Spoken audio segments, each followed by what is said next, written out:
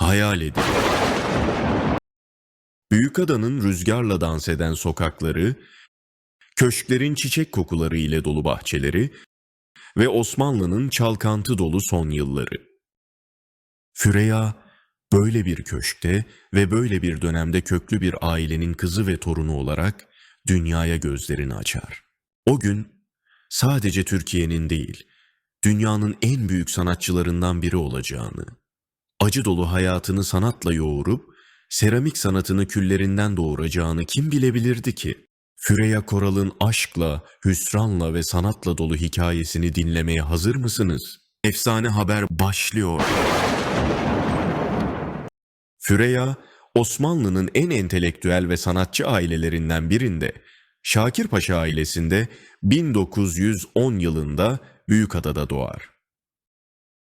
Annesi Osmanlı İmparatorluğu'nun son, yeni kurulan, Cumhuriyet'in ilk yıllarına tanıklık eden Şakirpaşa ailesinin bir üyesi Hakiye Hanım'dır. Füreya'nın dedesi Osmanlı İmparatorluğu'nda önemli görevlerde bulunan asker, tarihçi ve yazar Şakir Paşa, babası ise Atatürk'ün sınıf ve silah arkadaşı Emin Koral'dır. Şakir Paşa ailesi Füreya Koral gibi birçok dünyaca ünlü sanatçı ve yazar yetiştirmiştir. Teyzeleri Türk ve dünya resminin önemli isimlerinden Fahrünnisa Zeyd ve Aliye Berger.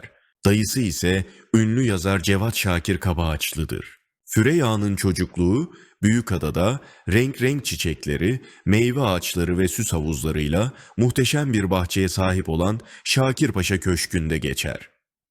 Tolstoy ve Kafka gibi ünlü yazarların günlük yaşamda sohbet edildiği kültür dolu bir ortamda büyür. Evde herkesin bir veya daha fazla müzik aleti çaldığı kültür ve sanat dolu bu ortam onu şekillendirir. Büyükada'nın masalsı havası ve müzik, sanat ve edebiyat sevgisi Füreya'ya gelecekteki sanat hayatındaki başarıları için büyük bir birikim yaratır. Bu kültürel birikim o kadar güçlüdür ki bütün eserlerinde etkisini gösterir. Şakir Paşa ailesi dönemin en entelektüel insanları olmasının yanı sıra bir o kadar da fırtınalı hayatlar yaşadılar. Bir önceki videomuzda hayatını anlattığımız Füreya'nın büyük teyzesi Fahrünnisa Zeyd, Avrupa'da devrim yaratan bir ressamdır ve prenses ressam olarak anılırken bir o kadar dramatik bir yaşamı olmuştur. Bir arkadaş gibi beraber büyüdüğü diğer teyzesi Aliye'nin de onun yaşamına dokunan etkileri olur.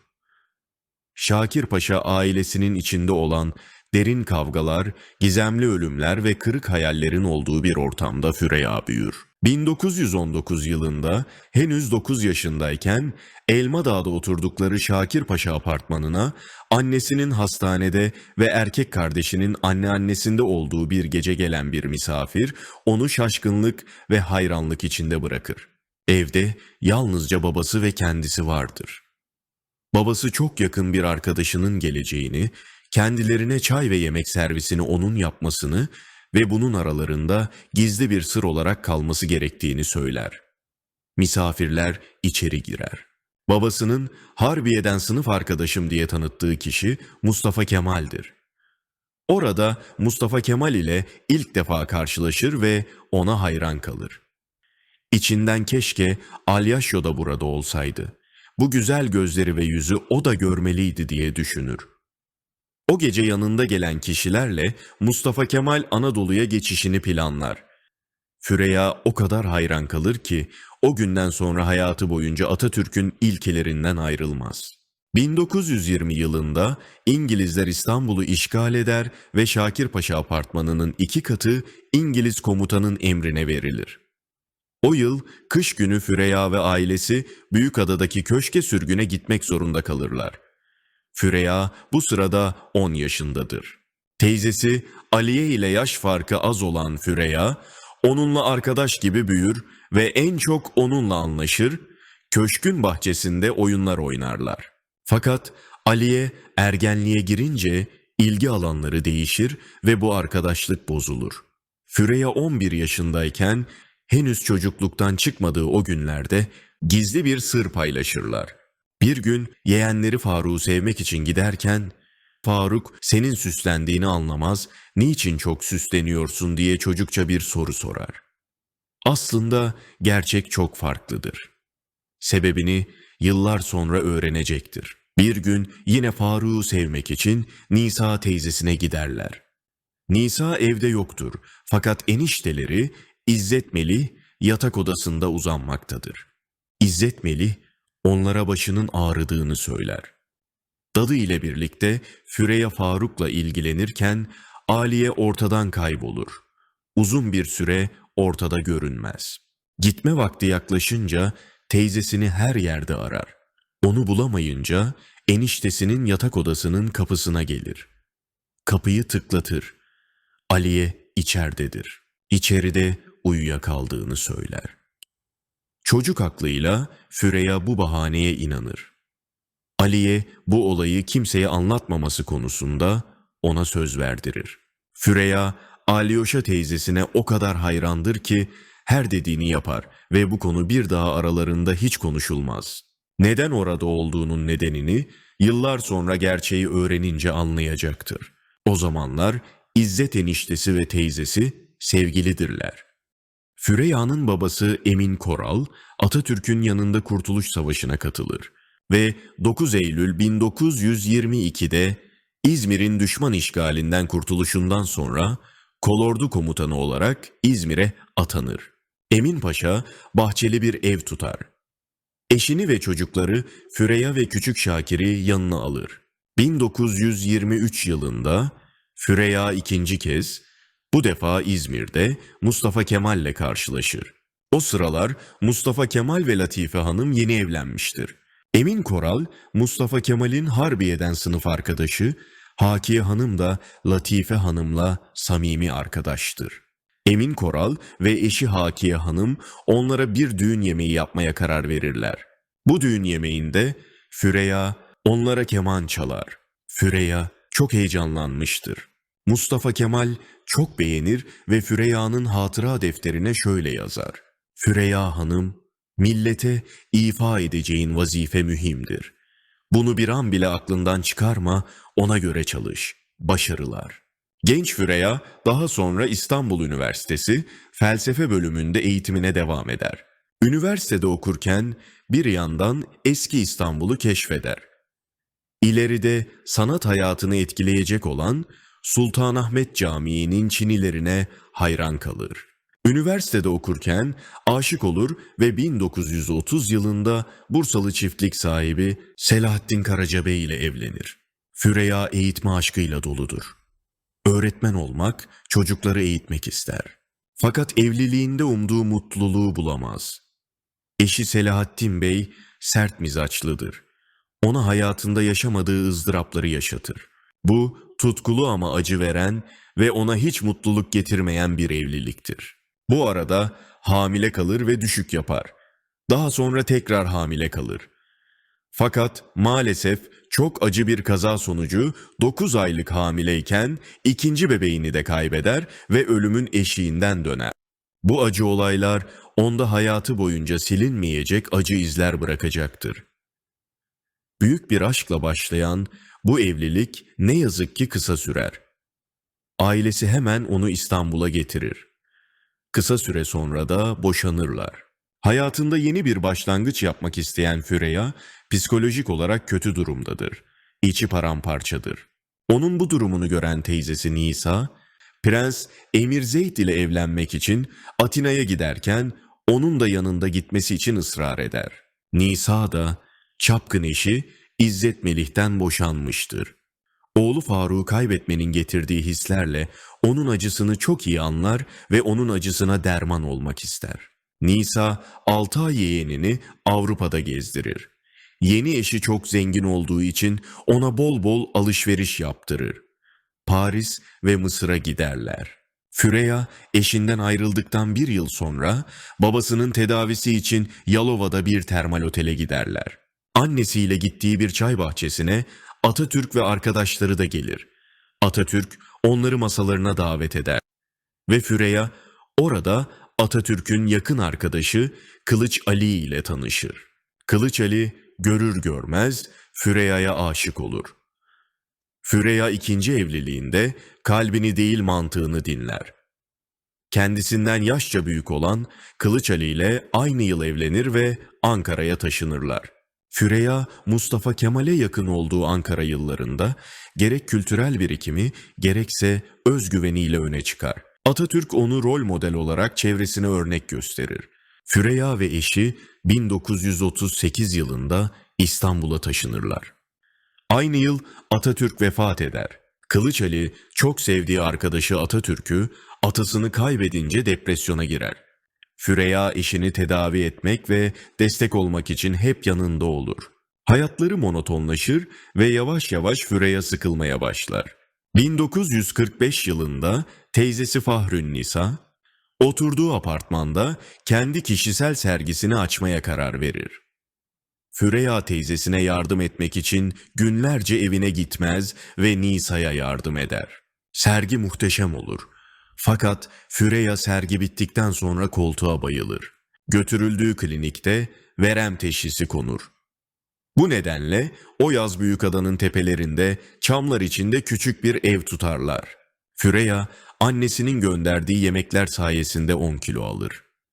Kılıç Ali Füreya'yı Paris'te bir doktora götürür. Orada hastalığının nüksettiği söylenir ve İsviçre'de bir sanatoryuma yatması tavsiye edilir. Füreya, tedavi için İsviçre'deki Leysin sanatoryumuna gider. Bu, ölümle yüz yüze geldiği zor bir süreçtir. Hastaneye yatışının 15. günü odasının kapısı çalınır. Gelen İstanbul'dan ahbabı Şevki Bey'dir. Çok sevinir ve şaşırır. Çünkü hastane ortamı onu çok bunaltmıştır. Ona bir buket çiçekle birlikte bir radyo ve çeşitli yiyecekler getirir.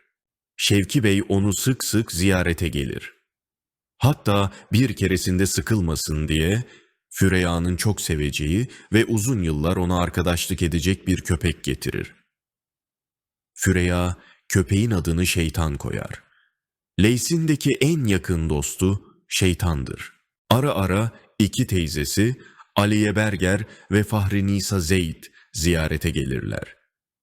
Ve her geldiklerinde Füreya biraz oyalansın diye resim kağıdı, boya kalemleri, seramik için kil getirirler. Bu zor döneminde önce onlara hiç dokunmaz. Bir süre sonra sanatoryumun bahçesinde otururken bir an gözlerini kapatır. Kuş sesleri ve çiçek kokuları onda çocukluğunun geçtiği Büyükada'daki köşkün bahçesinde olduğu hissini uyandırır. Aklına Büyükada'da küçük bir çocukken annesinin onu güneşin doğuşunu izlemek için Hristos tepesine çıkarışı ve birlikte leyleklerin uçuşunu izlemeleri gelir. İçine bir mutluluk ve sevinç dolar ve onların resimlerini yapmak ister. Sanata olan tutkulu yolculuğu burada başlar. Hastane odasında ellerine çamur değdiğinde hayatı değişir, anka kuşu gibi küllerinden yeniden doğar.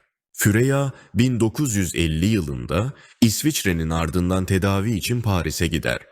Burada tanınmış Fransız seramikçi Serre'nin desteğiyle bulduğu bir seramik atölyesinde çalışmalarına devam eder. Fahrünnisa onu sanatçılar ve galeri sahipleriyle tanıştırır. Teyzesinin desteğiyle 1951'de Paris'te ilk sergisini açar. Dönemin önemli Fransız sanat eleştirmenlerinden büyük bir övgü alır. Paris'teki tedavisi de başarılı olmayınca yanına seramik fırınını ve köpeği Şeytan'ı alarak Türkiye'ye döner. Türkiye'ye döndüğünde artık bambaşka bir kadındır. O, Türkiye'nin ilk kadın seramik sanatçısı Füreya Koral'dır. Nihayet Füreya evine ve eşine kavuşmuştur. Fakat Kılıç Ali ve Şeytan'ın yıldızı hiç barışmaz. Paris dönüşü atölyeye dönüştürdüğü İstanbul'daki evine yerleşir ve seramik fırınının ateşini yakar. Bu atölye yıllarca seramik sanatının öncüsü olur ve orada onlarca önemli seramik sanatçısı yetişir, orası bir okul olur. O tarihlerde İstanbul'da Maya Galerisi açılır, Füreya burada ikinci sergisini açar. Bu sergi de çok başarılı olur. Bu olay Türk çağdaş seramik sanatı için bir dönüm noktasıdır. Bu arada kardeşi Şakir'in kızı Sara onun için bir yaşam kaynağıdır. Ona Pompon adını verir ve onu kendi çocuğuymuş gibi hisseder ve sever. Onun yakınlarında olabilmek, Onu kucaklayıp sevebilmek için ailesinden gizli, tedavi amaçlı, çok tehlikeli bir akciğer ameliyatı geçirir ve veremden kurtulur. Artık kızının yerine koyduğu pomponunu istediği gibi sevebilecektir.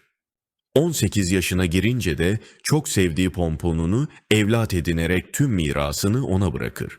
Eve sürekli sanat çevresinden birilerinin ve öğrencilerinin gelmesi, bu bohem hayat tarzı Kılıç Ali'yi rahatsız eder.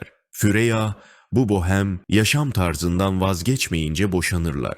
Boşandıktan sonra Şakirpaşa apartmanına geri dönen Füreya, fırınını da oraya taşır.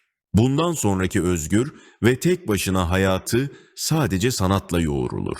Ve büyük başarılara imza atacağı sanat dolu yıllar birbirini takip eder. Füreya birçok uluslararası başarılara imza atar.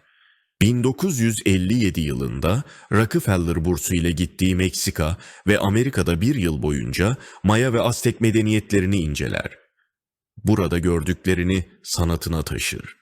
1961 yılında Türkiye Büyük Millet Meclisi'nde kullanılması için geleneksel Çini sanatını günümüze uyarladığı çok özel 16 adet sehpa tasarlar. Sehpalar mecliste 2013 yılına kadar kullanılır. Bu değerli eserler 2021 yılında mecliste açılan bir tanıtım sergisiyle tekrar gün ışığına çıkarılır. Füreya 1966 yılında Harbiye'deki İş Bankası ve Başak Sigorta Birleştirici duvarlarına çok büyük 80 metrekare doğayı oluşturan 4 elementi yansıtan seramik duvar panosu yapar.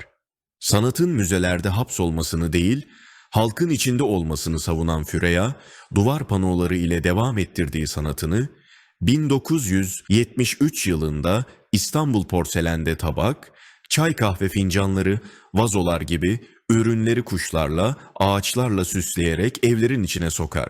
1973 yılında Füreya'nın annesi Hakiye Hanım vefat eder. Annesi Hakiye Hanım'ın vefatından sonra Arif Paşa apartmanına taşınır. O yıllarda yıllarca Şakirpaşa ailesine yuvalık yapmış olan emektar Şakirpaşa apartmanı yıkılır. Bugün o apartmanın yerine yapılan Şakirpaşa İşhanı dimdik yükselerek Şakirpaşa ismini bugünlere taşımaktadır. Arif Paşa apartmanına taşındıktan sonra Füreya'nın apartmanın çevresindeki evler ve hayatlar çok ilgisini çeker.